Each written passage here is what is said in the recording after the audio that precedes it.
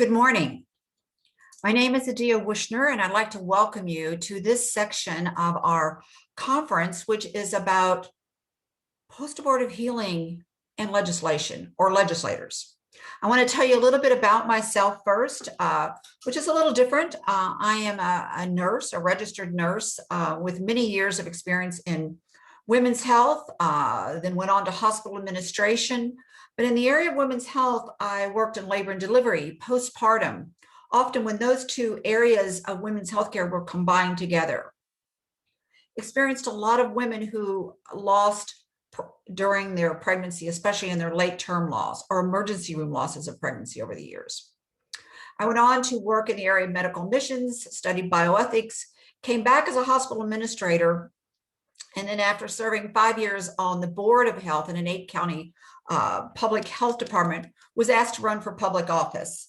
And I share that because I always say that wasn't on my list of things to do. That was a God list, not mine. But serving in public office as a state legislator in the House of Representatives in the Commonwealth of Kentucky was a great honor. It was part of how we serve. And I guess as having a servant's heart, that's what we do. And I find that in most individuals who serve in the General Assembly or in public office. My last couple of years in the General Assembly, because of a shift in our political realm, I became the first woman to chair Health and Human Services. The area of women's health, the area and the arena of pro-life movement and pro-life work is very near and very dear and very close to my heart. So I'm here today to talk to you a little bit about those experiences. I bring with me my own history of a pregnancy loss and the loss of a twin. Didn't know that that loss occurred at the time of delivery. And in those years, pregnancy loss often is so different because the grief of individuals, and I always want to say this, of abortion is much more profound and much more silent. But years ago, when you had one living child and one lost child, it was move on, you've got a child to take home with you. Over the years, worked with many women. Healthcare, for the most part, historically has been patriarchal in that if a woman experienced a loss during delivery or early in her pregnancy, and we're not talking about a termination or a decision to terminate loss, often it was okay, we wrap that up very quickly and move the woman home, and she didn't have historically time to even process loss or grief. In the 1980s, I began working with Helen Kubler-Ross to make sure that women in a clinical setting had that time to hold their child if they wanted to, that experience, because I thought it was important. Even a child with very severe or what we would call gross anomalies, just to have that child in their arms was you can't lose what thou hast not held. And we knew that was true about a woman's heart. So that early experience as a nurse, one time I even locked the chapel doors, brought a mother down, brought the baby from the morgue, wrapped that baby in a warm blanket, brought a rocker down, and locked the door so she could have that time to grieve that child. That was unheard of in the early 80s.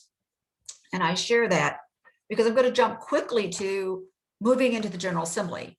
In 2005, I filed a women's right to know piece of legislation and informed consent. And soon after, within days, I had a knock on my door. It was a woman came into my office. She sat down. She said, "Representative Wuchner, may I close the door?" And I said, "Certainly." And as she sat there, she said, "I want to thank you for what you're doing.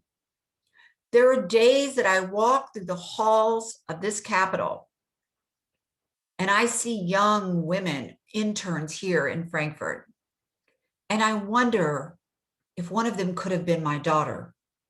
I see young, new, fresh interns, males, and I wonder if that could have been my son." And she began to weep. And what she was weeping was the grief that she'd never been allowed to. It was the first time she'd ever shared. And I'm not sure if it's because I was a nurse, because I tried to speak in terms of compassion as we look at abortion, and the laws that surround abortion. But it was the first time she had ever shared this deep wound that she carried and daily identified it as she did her work in the Capitol. 2 days later, there was another knock at my office. Representative Wuchner, do you have a moment? And it was almost the same dialogue and the same conversation. And sharing that while she never had the opportunity to speak to anyone about her abortion till many years later, that making sure that women had true and informed consent and that they understood the ramifications or the health outcomes or the impact it might have on their lives later was critical for women. And she shared her heart story. During this process, I became acutely aware that why would anyone who supports women's health and care about women, even the facilities that are going to perform abortions, not want women to understand fully the impact of abortion, the description of the gestational age, to discuss about her opportunities for other choices that she might want to make, and also to understand that there may be psychological or emotional wounds later. The fight on that bill did not make it at that time because it included psychological impact of abortion. That was very nuanced in 2005, and the fight against that was unbelievable. But I share that because that experience with those women who came to my office was identical with the women I could identify that I took care of many years ago in women's health. There wasn't a difference. Their pain was real. Their pain lasted for years. And as a lawmaker going forward, that always stayed with me. And so a few things I want to talk about as I give that brief history of what led me and knowing that we needed to change the conversation, change the wording that we use, and our words and sometimes lack of compassion truly matter when we're debating a bill on the floor. Debates in the legislative realm, when it comes to pro-life, or I don't like to call these abortion bills, but that's how they're labeled. Abortion bills, I like to call them women's right to know, human rights of the child, making sure that women have all the information about what's happening at that time, and men, and education and informed consents. But the debates on the floor, if you were just listening, sometimes our passion as legislators cut like a knife. Many legislators come from their deep belief that it is, and I want to apologize to those that are listening because I'm going to use the language that's used now and where I think we need to go in the future, that it's, a sin against God. We can't allow this. We've seen the signs. I've seen them early in the presentations. We can't allow this murder to take place in our state. Those words have to change because often we don't realize who's listening as we make these passionate debates and passionate demands around a piece of law on either side. Often you hear from one side of the debate, don't you think she knew what she was doing? She's not stupid. She knows when she goes into the abortion clinic. Why does she need more information? So being aware that who's listening to those debates and why are we wanting women to have fully informed consent, and why is it important? I want to share with you a statement that was put out, and I want to read it to you, but it's interesting because it goes back to 1973. So here we are, we're almost 50 years since Roe, 1973, and what was printed in the journal then, the National Journal of the Medical Association, 1973 article.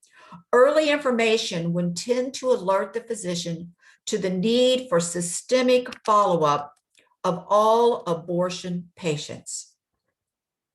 The consequence of abortion may therefore become statistically relevant in the not too distant future with far-reaching public health significance.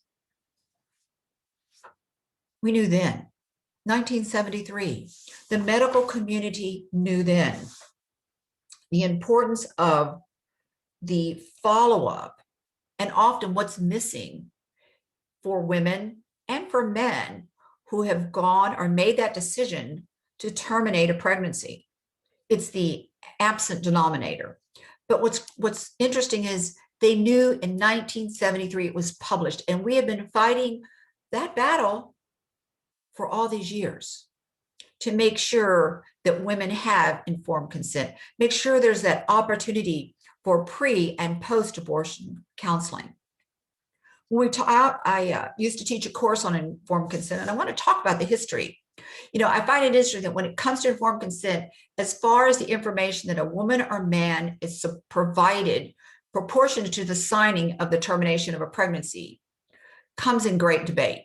Historically, medicine, as I said earlier, and healthcare has been very patriarchal. This trust relationship should have been established over time with your physician, so that you would have trusted that his decision in helping you to make your health care decision was informed. He had your best interest, or she had your best interest in mind, was utilizing best practices and their best medical expertise in performing a procedure or rendering care. That's what it's based on. That's what healthcare is based on: a patient-physician trust relationship, or now, as we say, patient and provider trust relationship. But how's abortion different? The process of seeking to end a pregnancy, an unplanned pregnancy, finds women and men in a very, very extremely vulnerable circumstance with emotional struggles. If they are abortion-minded and seeking care at an abortion facility, the abortion provider would say, well, they know what they're doing. They're coming here prepared. They're seeking to, they don't need to know all the stages of development. They don't need to see an ultrasound or have the opportunity to hear the oscillation of the child's heart. No one needs to explain all the alternatives. That woman's always already thought about that. Well, that's why the early laws came into place, the early, what I call informed consent.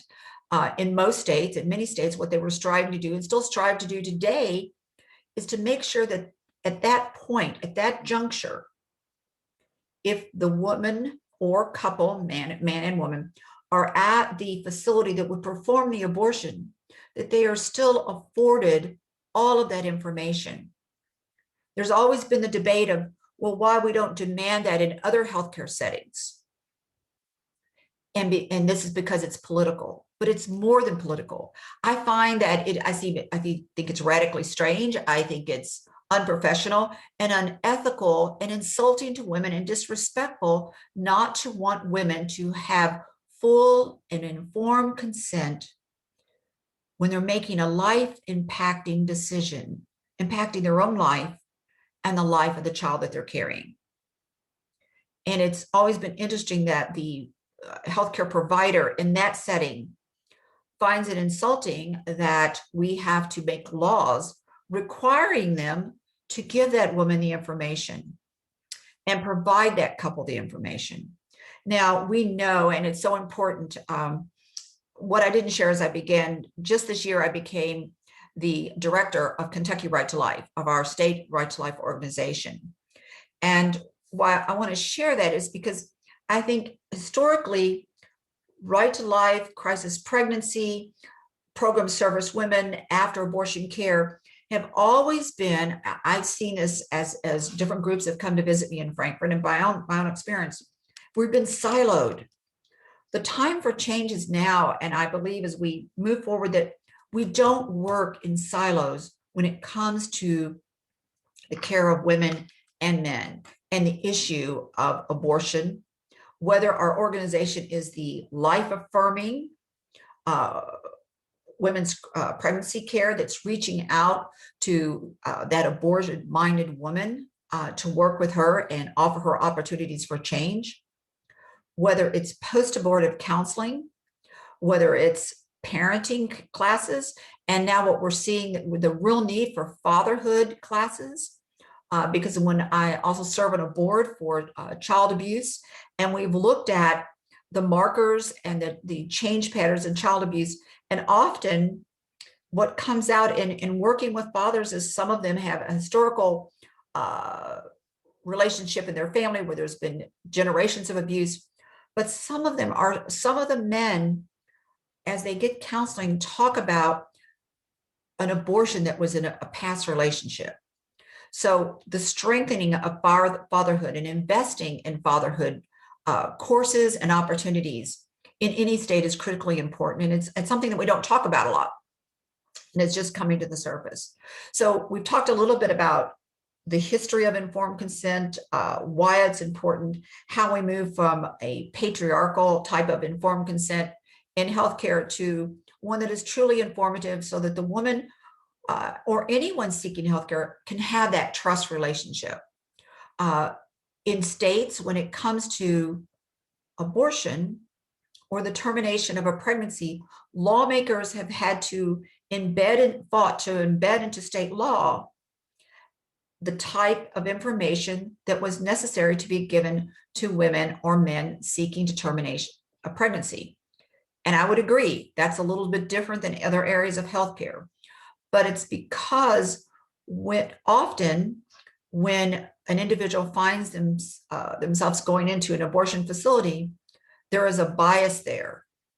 As we've heard, there's an assumption that she already knows just what she's doing, that she's already made the decision. So it bodes on the part of state lawmakers to make sure that in this instance of healthcare, and the courts have upheld it, we are not intruding on the rights of the physician, but the states do have a particular interest in the health of the women of their commonwealth or their state, or the health of the individual society. So I like to always talk about informed consent because I think it's critical. We talk about where did informed consent come from? Especially after what took place in Germany, after their experimentation, after the Nuremberg trials, you see this requirement explode for true informed consent. There would be no scientific experiment or medical experiment and then rolled into medical procedures without informed consent. So when I talk about legislation and abortion and abortion law and women's rights, I think it's critical that states work to have true informed consent. As we look at that now, that varies from state to state. And I look forward to working with legislators, now that I've sort of left the legislature, working with legislators across the country to look at the laws that they have in their states or their commonwealths, and how are they truly laws that are impactful for the women and for the families finding themselves in a situation of an unplanned pregnancy. What their biggest concern I often hear is that counseling is viewed as an obstacle to abortion, that we create these artificial barriers by requiring counseling, and that would create a barrier. And so in talking about that, I think the strongest witness that I've ever had in my committee presenting are the women and the men who come forth and they speak about their own abortion experience. It's very painful, but that you become the voice. They become the voice of women who have experienced an abortion and men, and the voice for the generation that's coming up, to change how we view it, to help legislators to move with compassion and not judgmental. In the past, my experience has been is often there is a judgmental element for lawmakers, when they're making a law, or there is a righteousness. And I say that because we've got good lawmakers who truly are wanting to do the right thing and to impact abortion and abortion laws in their state. But often we come with our own biases or our own religious background. And in the debate on abortion, it's hard to set that aside. But as lawmakers, often those debates on the House floor or the Senate floor our words sometimes can be painful. And I think we have to become much more conscious of that as we go forward. If we're going to move the dialogue and move the dialogue, What I think as we go forward, you'll see laws changing. You'll see more true informed consent, women's right to know, and as women, especially those who are making their journey through recovery after abortion, when they're strong enough, when you're strong enough, help us. Help us change the dialogue. Help us ensure that no woman who is making this decision about her care and about a termination of pregnancy is not fully informed. You women, we bear the greatest opportunity to help other women and men. You know, recently I did a video chat with men who had experienced abortion. Several were pastors, several were now husbands, and it was a confidential kind of video chat that we were doing. And I asked the pastors why they did they speak about it to their congregation. And really there's a need in that pastoral community. They felt, as we talked, for their own healing. They didn't speak about it because they carried a great weight, because either it was a young woman that they'd had a relationship with many years ago and they had healed from it. Perhaps they hadn't told their spouse of many years, which is very common. Perhaps they did tell their spouse and it put a barrier in their relationship of how could you have done this? So in talking to men, their experience is much different than women. Some carry the guilt of not standing beside the young woman or the woman who had an unplanned pregnancy. Some carry the guilt that they carried for many years because they never shared it, because the male ego said it wasn't your problem, she had the problem. But it mounts up over years. And so the conversations were very interesting and very much a learning experience, and recognizing that there's a unique need for post-abortive healing, as you heard our speakers talk about, for men. And some of the men didn't realize that the impact it would have until they had children of their own. Some of them had tucked it away for many years. And it wasn't until they saw their sons or daughters at their age when they made that decision that they didn't want it to replicate again. They wanted now to find a way, after all these years, a couple of them said, to speak to their son or daughters to say, this is what I did. But they didn't know. They didn't have the language. They didn't have the tools, because they were just now, 20 years later, coming to terms with what had occurred in their life many years ago. So the counseling for men, I think, is very important. Where will we ever see laws or work in a General Assembly where there's the opportunity to have, we always talk about funding, but to have funding for this type of counseling?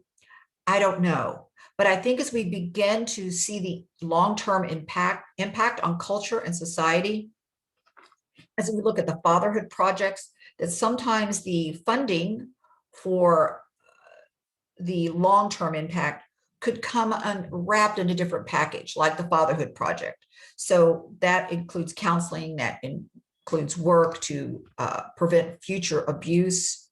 And I think we may see it, but it may not be given the headline or the identification that we look at.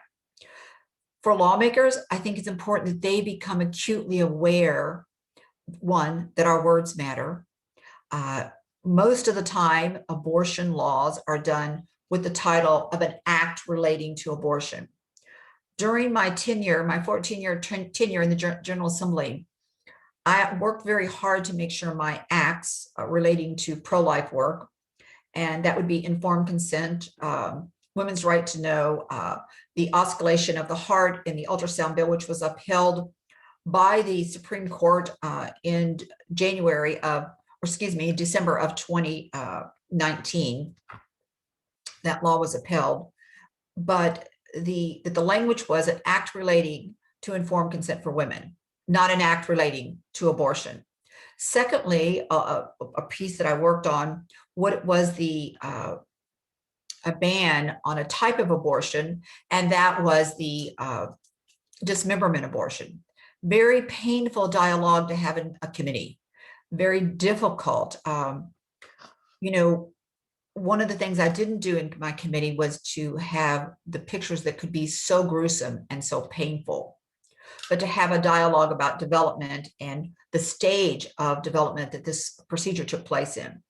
That law is still in the courts, but being sensitive to the fact that in that room, when we're hearing testimony on an act, is that the language matters, bringing everyone to the table, making sure that there's not a condemnation of any side, but that our language as we approach a law is always done with great compassion.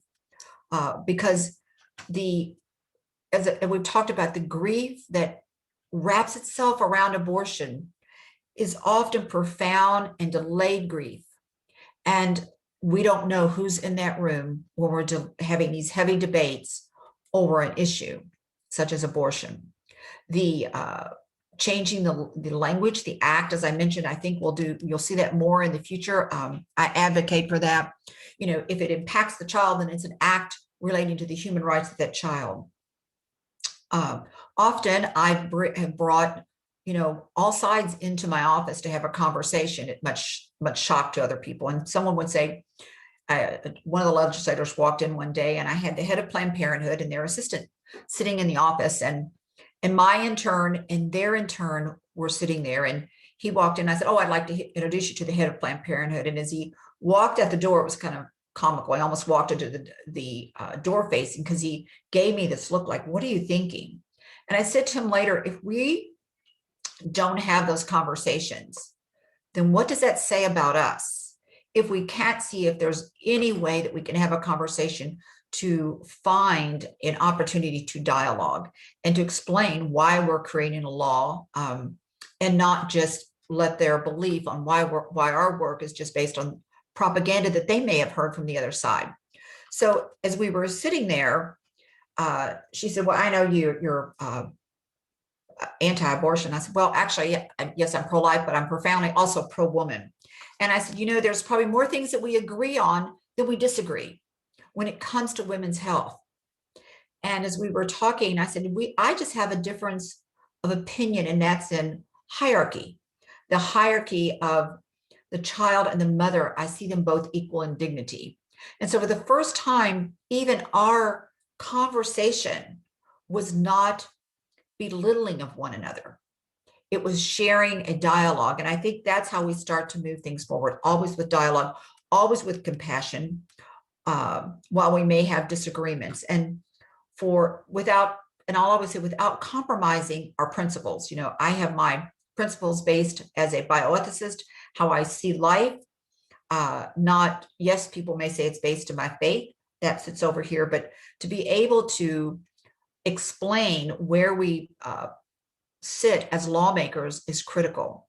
To explain where I'm positioned as a woman. I meet women every day who have different opinions, and even within my own family on these issues. And the first step is compassion. There have been too many years, if you've seen in previous presentations in this great, wonderful conference that we're doing, too many years of sad and painful pictures. When I do a press conference through I'm Alive, or what I call my other sidearm, which is Women's Health Advocacy and Media, one of the things we talk about is this solidarity, that there are not the signs that are negative. They're not signage that is condemning. We make sure that our signage is pro-woman, pro-women's health, pro-truth for women, as we are standing there, whether it's outside the Court of Appeals or during a case that's going on, or on the Capitol steps, that our words, our signs matter. And we lose people and we break hearts when our condemnation is stronger than our compassion. Often our words that we've used over the years come out of the heart of compassion, but I think people just didn't realize how painful it was, because we didn't recognize for many years. It went unrecognized. Although in 1973, as I read earlier, the American Medical Society knew that there was an impact, a painful psychological impact post-abortive, but the public didn't, and legislators didn't. So I share that with you. It's hard because it's hard for me to separate myself as a nurse, as a woman, as a bioethicist, and as a lawmaker. But I wanted today to give a perspective on the area of lawmaking, the process. And for a bill to become a law, it goes through several steps. It goes through not just writing the bill. And I love to have women and men involved when I would be writing a bill so that their considerations are put into that legislation. And to have them at the table, to have your witness at the table when you have come to terms in your healing process, the impact that you can have on the laws in any state is remarkable. And so one of the things I want to encourage as I start to close this out and open up to questions is the opportunity as your healing journey continues to consider being that voice to be the change makers for the future, for the change makers of how we create law, how we have that dialogue, because you're teaching us. Let us know what we've said that was painful, what we said that reflected a lack of a compassion and a lack of understanding for where you're coming from and where women are coming from and where men are coming from. It was interesting, as I said, in talking to men, how we don't think about how hidden and how deep their experience, their abortion and post-abortion experience, because often they've moved on from that original relationship, but the pain that they're experiencing lives there, and they don't have anyone to even share with. Same as with the woman who's made that decision, or the young girl. And I think we're going to see through this conference, through what we continue to learn as women can experience healing, I think you're going to be the group, the catalyst for change that's going to impact how we bring about change in our culture and society. When I took on the position at Kentucky Right to Life as their new director, one of the things I said, let's think of this fresh. You know, I had said for years, we're about changing hearts, changing minds. And our new tagline, I guess our refreshed tagline, is changing hearts, saving lives.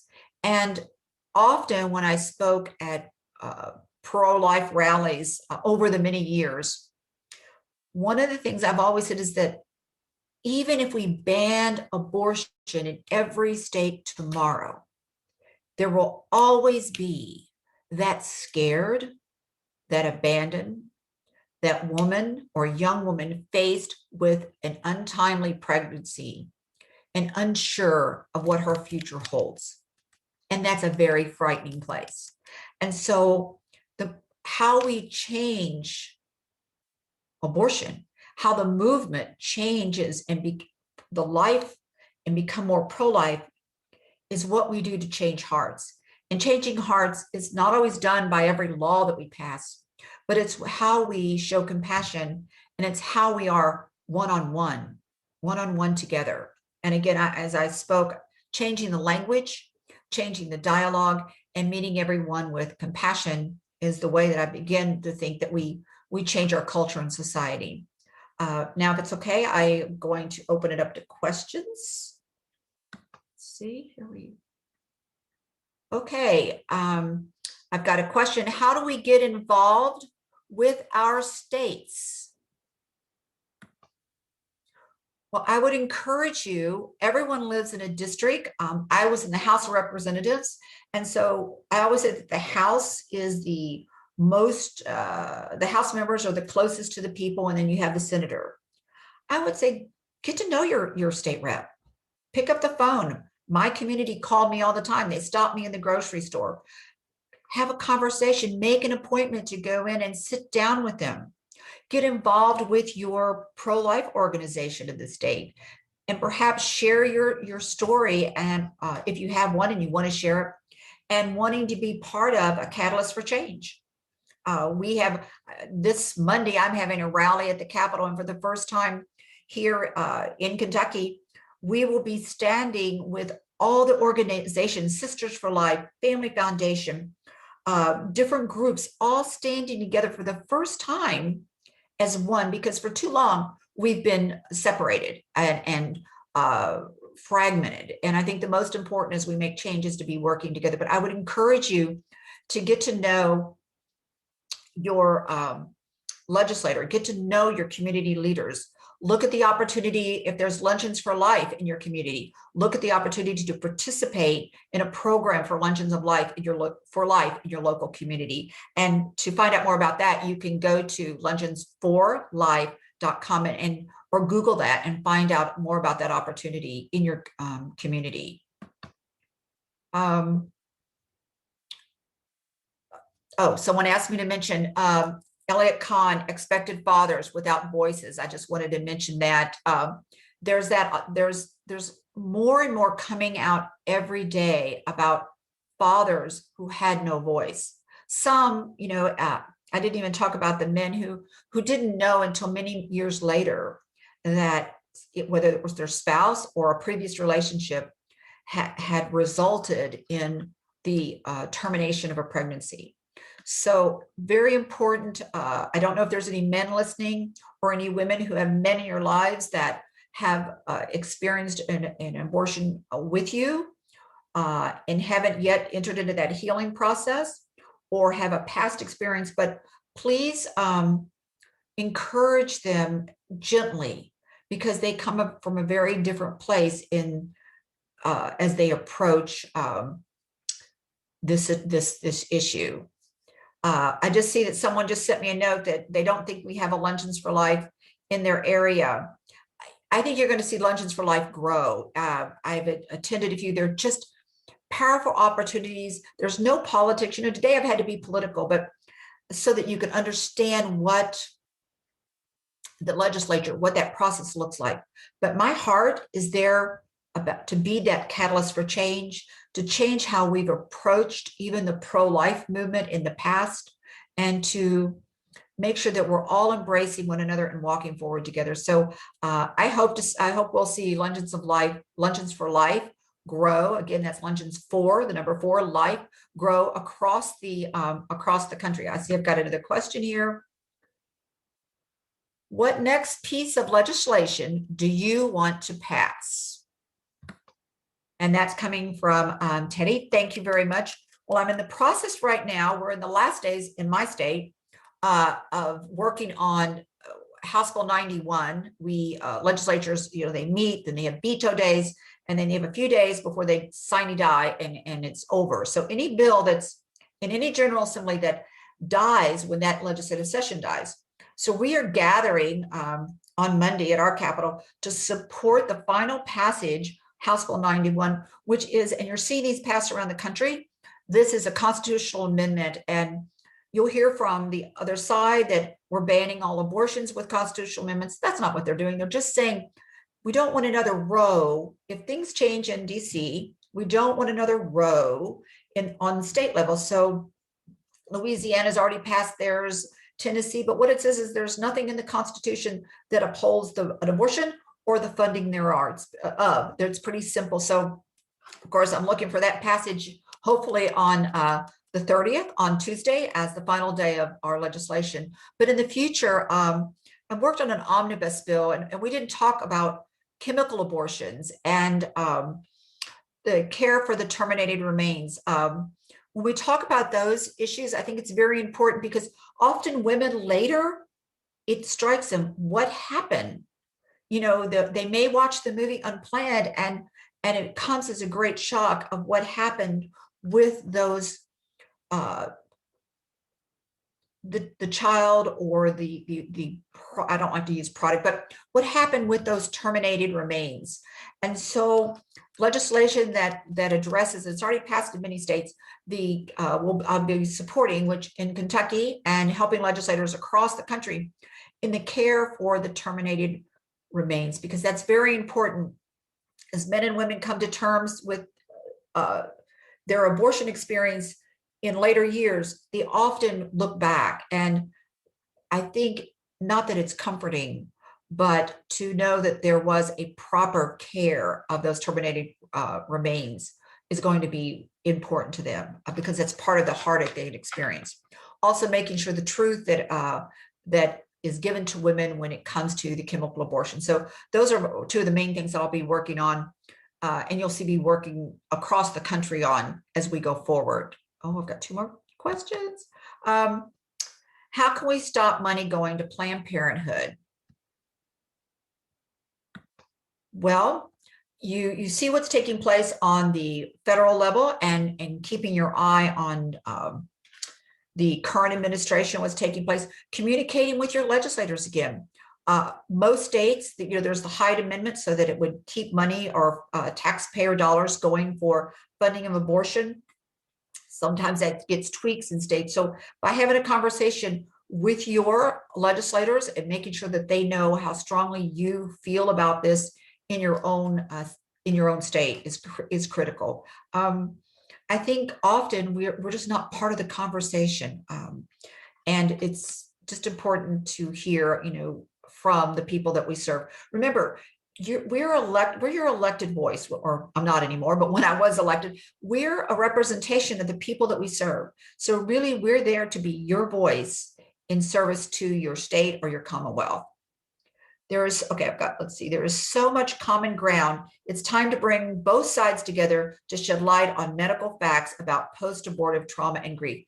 I agree completely. And that's one of the things that is going to take a little bit of work, because I guess if we talk about both sides, those that are their facilities to perform abortion, often they see providing that the medical facts and post-abortive trauma as that's just a coercive way of trying to get women not to have abortion. So we've got a lot of work to do in that area, a lot of work to bridge. And again, it all begins with dialogue and not being afraid. I often say to invite the other side into our office or go to their office and have a conversation that's not at the aggressive point at a committee table where you're banging out a piece of legislation, but a conversation. Do we all care about women? Yes. Do we have a different approach? Or do you believe in a woman's choice to have an abortion? Yes.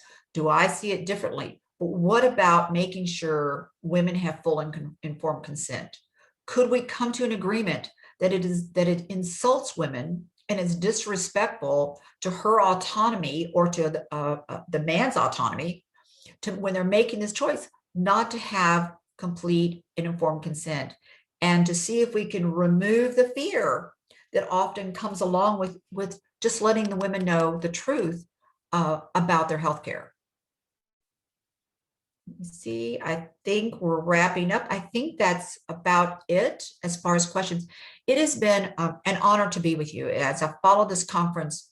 There's so many, as a nurse, I'm trying to be the legislator here, but as a nurse, as an executive director for a pro-life organization, there's so many different avenues I would love to speak to you about. I encourage you to keep up the dialogue. I encourage those that are working in this arena to be there for women and to men. Oh, one more question before I wrap up. Well, how is it possible for those who are in government how is it possible that those who are in government have also been impacted by abortion? And I don't know if we're talking about the experience, I'm sorry, of those have also been impacted. Often, well, I think we're talking about those that are elected sharing their experience in abortion. And so I think that's what you're talking about. And you will find that as women become more involved in the legislative process, that women often speak with our hearts, and you'll find that we begin to share. Now, I did have a gentleman many years ago who was on my committee who shared about, as a legislator, taking his girlfriend to have an abortion and that experience. And everyone said there was a shock listening to that experience. But I think for most legislative bodies, women only represent 36% of the legislative makeup of the House and the Senate. average in the country, some states less, some a little bit more. But, women, we take a different approach. We share our personal stories. We want to make it real. Now, the other side does too. And I've had women in my committee say, I have no regrets. I had a conversation or a dialogue on one of the presenters talking about, what do you say to women who have no regrets? And so as they were sharing their experience, again, I guess I go back to, it begins with dialogue. So I think as you see the change, as we argue for laws become more at the heart of the matter, you'll find that experience more present in the General Assemblies, in the testimonies that go before our committees. As I'm wrapping up again, I want to say thank you. Thank you for allowing me to have this discussion. I hope that sometimes the words that I use reflect how real and how raw the language can be. And as we make our way to change, you help us change. Let's help change the dialogue and the conversation that we have so that we can change things in the movement, in the pro-life movement especially. But I believe more than anything that, as painful as it might be, post-abortive women and men are truly at the heart of the catalyst for changing what's happening in each state and what's happening in this country. Again, my name's Addia Wuchner. I thank you for letting me be here with you. God bless each of you today. And I'll keep you in my prayers. Please keep me in yours. Thank you.